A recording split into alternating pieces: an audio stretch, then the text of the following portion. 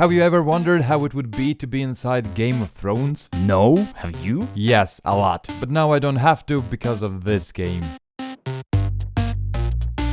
This is the review for the board game King's Dilemma, the good and bad about it. By the end of this video, you will know if this game is for you. And this is going to be a spoiler-free review, so no worries, nothing is going to be ruined for you. We have 6 burning questions that we will answer about this game, but before we do that, Giannis, what is this game all about? King's Dilemma is a story-driven bidding game where each decision you make matters. It really matters, trust me. In this game, each of you will present a specific house that has their own interests in the happenings in the kingdom. And you together make up a council who decides on these important questions and, well, basically dilemmas that are presented to you each round. How do you win in this game? Well, you don't kinda know. The ways you voted and all the council voted, you get prestige or crave points. Dark and light side. And both of those go together to kind of give you the end score, but you don't really know how it will go, because you haven't made the story yet. But your house's backstory gives you a hint which of these prestige or crave you crave. There's some inkling to what you should do during each game and hopefully get that amount of either prestige or crave by the end of the campaign. But is it going to be good for you? I don't know. And the main mechanism is really simple. You just read a card with a specific story that's going on, where at the end there is a decision. The story is actually super short, 1 paragraph. Giannis wants to shave, but he doesn't have a new razor. Does the council buy him new one? Or give the royal one. No way. Wait, come on. And then we just have a discussion, should we do it, shouldn't we? And we vote for the end result. The side that has the most power on their voting cards wins. In this case, we're not gonna give you a razor. Sorry, mate. Oh, man. You have small consequences here. For example, knowledge of your kingdom will rise, but it's just a small part of it. It's not gonna spoil you everything. Probably there's gonna happen something that you can't kind of predict right away. Or expect, Or expect, really. Let's say I go first. I vote 2 shields, which is power, for I. Because I think we should do this. Whatever it is that we should do. And I completely disagree. I say nay and give 3 power. And then the next player would vote, and at some point the voting will end. And then either aye or nay gets resolved. Those who voted for the winning result lose all their power. Those who voted for the losing result get their power back. So that also changes how the game will proceed, because now I spent all this power on this I and I don't have the power anymore. So in the next round, somebody else will have more and he might decide. And you can get more power by just passing next time. Do I feel that this is important enough for my house to aye or nay? Or nay? It's nay, right? It's nay. Nay! Once the voting is done, you resolve aye or nay. That changes some resources in the kingdom. Something else might shift, something else might change. And then we proceed to the next card. At some point, the game is going to end. Either because the king dies or something else happens. And at the end of the game, like Giannis said, you will get prestige and you get crave. And hopefully that's good. Again, I don't know. He does, but he's not going to tell us. Yeah. Are you? No. Please? No. Okay. No. You exclusively can use money to bribe people. For example, if Giannis is on the edge and will probably pass in this game. Hey, Giannis, here's 3 money. Here, yeah. If you took the money, you have to say, what do you want me to say? I'm awesome and dad jokes suck. You took the money. You took the money. That's true, I did. But we're gonna talk a lot more about this game in this review. So let's jump to the questions. And the first question is, who would you buy it for? 2, 1, boom. 5 friends who love drama. For people who talk too much. That's for you. You should play always with 5 people, because that's how you get the most out of this game. There's more people invested in the story, there's more people voting, so there's more discussions. And the other thing is drama. There's gonna be a lot of drama. It's simulator of Game of Thrones console, the backstabbing and everything, because you maybe will think about maybe you should cut those hands off of that person because he stole a grape. Maybe. What's wrong with your console? Right? My console never thinks long about these. Of course, you cut them immediately. There's no dilemma there. I totally messed up who I would buy this for. I just remembered who I would buy this for. What I wanted to write down is for people not looking deep gameplay, because this is a story game. Look at it any way you want. This is a pretty much so fully story game. If you want to enjoy this game, you have to be invested into story and play along with the story. If you're looking for some strategy game where you can plan 5 turns ahead, nope, not for you. You open a card, you discuss, you vote. You open a card, you discuss, you vote. Somebody voted the way they said they wouldn't vote. Now you're not friends anymore, and you have to find another fifth friend to play this along with.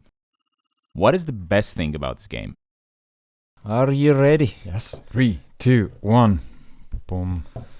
The story starts out slow, but it picks up pace real fast because each round you make choices, and those choices have consequences that might come up in next round or the next game or a couple of games after that. And that just feels like, this is the whole one big thing. I don't think I've played any other game where 5 games in, this card comes up and you're like, oh right, we decided that. Uh-oh. First 3 things, story, choices, and consequences, are connected with the table talk. Discuss what is better. Each has their own agendas. Remember, I voted to help you that time, and you helped me this time. And he's like, yeah, sure. And then he doesn't, and you're like, it's just wow. Yeah, and with that as well comes a lot of jokes, inside jokes, a lot of stories that you will tell each other even after a while. And it's always funny when some card comes up that reminds you of something that just happened. You're like, you voted that, now it's your problem. Yeah. Funny and immersive. It is very immersive. Yeah. You know what isn't a dilemma? Subscribing to this channel. Just do it. Too excited? Was I too excited? What is the worst thing about this game? Ready? Yes. 3, 2, 1. First one is the fake choices. In a game where your choices matters, and they've proven it that it does, you really get a different story and different consequences for it. From time to time, you will get choices that don't matter. Feels important, but the end is like, that's it? There was like 2-3 times in the whole campaign, so not a lot. I read the text and felt like, alright, this is it. This is my thing. I need to win this. I go all in. A lot of people do. We have these huge discussions and we turn the card over and it's nothing. Nothing happens. When parents tell you that Santa isn't real. Wait, Santa isn't real? No. If Santa wouldn't be real, and then if parents would tell you that Santa is real.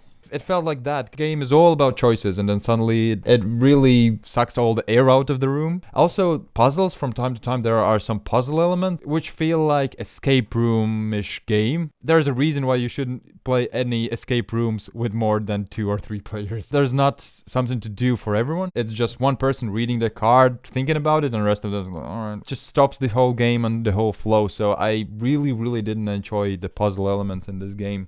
Except the really quick ones, those are fine. I think you already mentioned it. It's hard at the beginning to just know what to do. You just have to wing it. And the last one, I want more consequences. There's a really cool mechanism in this game where you have to sign different things that you do, which sometimes is a good thing. For example, the wealth of the kingdom rises because you are awesome, or everything burns down so you don't have enough food for everybody to feed this spring. And you sign it and it feels like, oh, what have I done? It's gotta be so bad.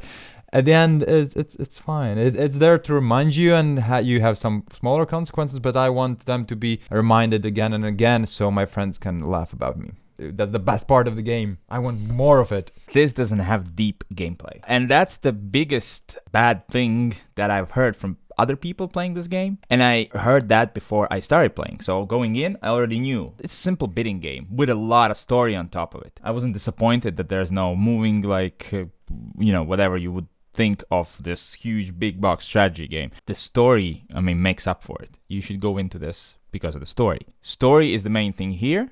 And mechanisms are like background, and let's say in Pandemic Legacy, it's the other way around. I love the mechanisms here. Because of those simple mechanisms, we get to the best part, which is voting phase, a lot faster. It's like, done, next one. Yeah. It's great. But I can for sure see if you're a huge Euro gamer, yes, and like these complicated games and mechanisms, this is not for you. And the other thing is, you don't know if you're doing good during the campaign or not. It disturbs some people. Give me that rulebook. Oh man, it doesn't say if you should get more prestige or I don't know. And you just have to let it go. But some people won't be able to. One last question. Yeah. Santa real, right? Yeah. Santa is real. Okay, I gotta call my kids. They're all stressed out at home right now. How long is the honeymoon? 3, 2, 1. 17 games and forever? Impossible. So is it 17 games or is it forever? Or it's both. You know the hamster meme? Dun, dun, dun. Yeah, yes. It's a fantastic summer love. This relationship lasts until it's over. And it's gonna be over. It's not gonna last forever. And then you're gonna go your separate ways and you're gonna have fond memories of the things you experienced together, but it is over. You will find another game. Fond memories is all you're gonna have. You cannot replay it unless you buy another game, and it's not gonna be the same. But it is going to be a fantastic relationship. I played it for 17 games when I finished it. I think even the rulebook says it's around 16, 17 games. But it's also forever, because I agree with you. It is a summer love, but you always remember that summer love. And you will always remember this, and your friends will remember this. You know when you watch a TV series that's really, really good? Yeah. Season ends, and they announce the next one after like a year, Yeah. but you have to wait for a year? That's how I feel. I feel like there's something empty in my life right now. What am I gonna do on Thursdays? I don't know. Help me. So you're excited for Queen's Dilemma? I'm absolutely excited for Queen's Dilemma. I truly believe that if you enjoy story games, then this is one that will stick with you forever if you play it. I agree. Sequel to this has been announced, and it's called Queen's Dilemma, which is coming out sometime. We don't know. They just announced that it's gonna be, but we Yeah. don't have any more Yeah. information right now. What's the best alternative? 3, 2, 1. Destinies is my best alternative. Why? Destinies is a app-driven story game where players play characters that have their unique goals that they need to accomplish to win the scenario. Each player plays their own destiny that they need to accomplish, and you go around this town or a city talking to people. So there's a lot of story. Mechanisms-wise, it's nothing like this game. I feel that is another game that I have recently played where the story takes precedence over the mechanisms. Yeah, I go with this. It's with similar reasons that you went for Destinies. It's a story-based game. This one is also cooperative. It's all about solving crimes. You're a detective, and you have 5 cases to solve, which continue one after another. Yeah. Similar like King's Dilemma, it's all connected. And you work as a team to read cards, read the story, to find out and really make decisions. You don't vote on them, you just talk with them, have discussions, and then together choose which way you will go. Completely different universe. This is, as we mentioned, Game of Thrones. This is like real modern crime game, as their name, modern crime game, detective. And this one is this dark Middle Ages fantasy alternate universe With Destinies. thing. Yeah. With Destinies. So stories are all very different. Yeah.